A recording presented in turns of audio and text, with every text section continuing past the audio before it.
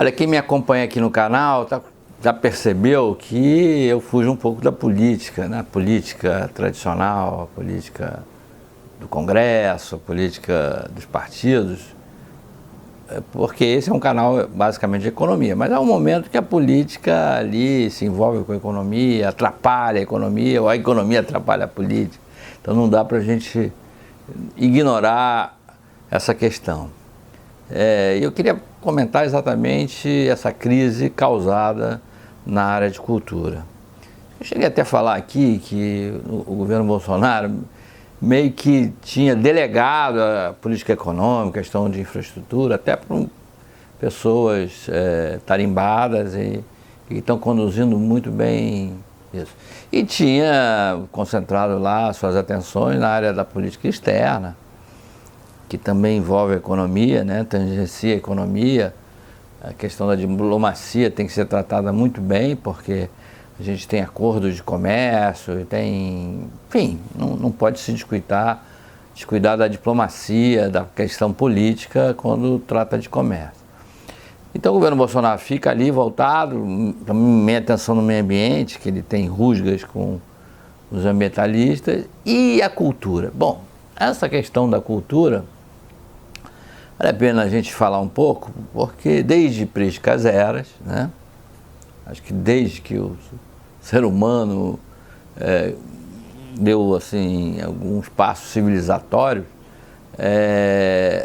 a política e a arte, a cultura tem algum entrelaçamento. Assim, quem está no poder tem essa pretensão, ou desejo, ou a vontade de meio que conduzir a cultura, né? E não é só os regimes totalitários, não. A gente teve isso muito marcante no século XX, mas até mesmo no ambiente democrático a gente sente essa tendência de quem está no poder, né? Tentar usar a cultura, né? A arte, como um braço para atingir seus objetivos, até de doutrinamento, enfim, a questão ideológica, etc, etc. Lembro que, muito marcante, quando a monarquia acabou no Brasil, a república se instalou, os republicanos inicialmente tentaram tirar todos os traços na arte, na cultura, na arquitetura especialmente, que lembrasse o período colonial, que lembrasse o período monárquico, né? Na arquitetura, então, isso foi muito marcante. A gente tem ali uma arquitetura do início do século XX que tenta meio que passar uma borracha no período colonial e no período do Império Brasileiro.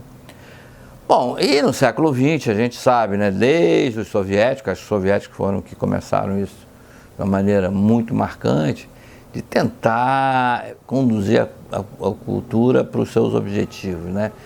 Controlar o cinema, a literatura, a pintura, a escultura. Então, a escultura tem uma escultura soviética, né, que é muito marcante, assim, realismo socialista. Na arquitetura também, a arquitetura soviética, hoje a gente vê isso muito no leste europeu. E aí, quando veio o fascismo, Mussolini e o nazismo, Hitler em especial, tinha essa pretensão, porque ele pessoalmente se considerava um pintor, né? Ele pintava, e tinha também, ele era um arquiteto frustrado, tanto que um dos seus principais ministros, Albert Speer, que era o ministro do armamento, da indústria, era também um arquiteto, né? E bolou o que seria Berlim do futuro, toda ela baseada no Império Romano, uma coisa meio doida.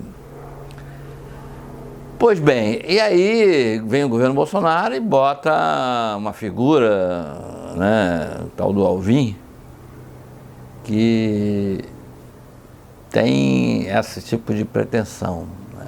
E onde é que ele vai se inspirar? Vai inspirar umas pessoas mais terríveis da história do século XX, né? O Joseph Goebbels, que era o ministro da propaganda do Hitler, era uma das figuras mais importantes do partido nazista, desde o início, conduziu uma política de de arrasar com aqueles que fossem contrários ao regime nazista e na arte também, né? Uma coisa, perseguir os artistas. A escola Bauhaus de arquitetura foi altamente perseguida, estou falando nem dos escritores, etc. Né? E Goebbels, ele foi o último comandante de Berlim e assassinou sua família toda, né? Os 6 filhos, envenenou os filhos quando os russos já estavam realmente chegando perto da chancelaria do Reich. Então é uma figura tenebrosa, certamente ele, o Hitler, deve ter sido um dos que bolaram a solução final, né? O extermínio, 6 milhões de judeus, ciganos, opositores do regime nazista, em campos de extermínio, uma coisa brutal, uma coisa inimaginável no pleno século XX, um genocídio dessa ordem. Então, qualquer inspiração no governo nazista é uma coisa mais do que deplorável. Isso tem efeito para a economia, porque a imagem do Brasil nessa história ficou ultra arranhada, quer dizer, mas também tem o comunismo, aquela coisa toda. Acontece que o nazismo é uma marca, 70 anos depois do fim da guerra, isso ainda pesa e tem influência no planeta Terra. Quer dizer, qualquer exaltação, referência ao nazismo positiva tem uma repercussão drástica, porque vai exatamente para aquele desastre que foi a destruição da Europa em cima de um regime quase louco. Você botar na cultura alguém que consegue se inspirar num cara como Goebbels, é uma loucura, quase uma insanidade. E as pessoas da política dizem que isso foi de propósito, o que eu acho tão louco que não consigo acreditar nisso. Então, tomara que essa crise se resolva aí com a nomeação da Regina Duarte para a Secretaria de Cultura, uma pessoa que até se define politicamente, apoiou o Bolsonaro, tudo bem, é direito dela. Enfim, também o Bolsonaro não vai botar no seu governo uma pessoa que o deteste, que não se alinhe com ele, é normal. Mas é uma pessoa ligada ao mundo das artes, não tem essa maluquice de querer doutrinar ninguém, querer passar mensagens pelo mundo da cultura e das artes. Então, foi um episódio dos mais lamentáveis até agora do governo, se não o mais lamentável. Tomara que isso não chegue a causar um estrago maior do que já causou.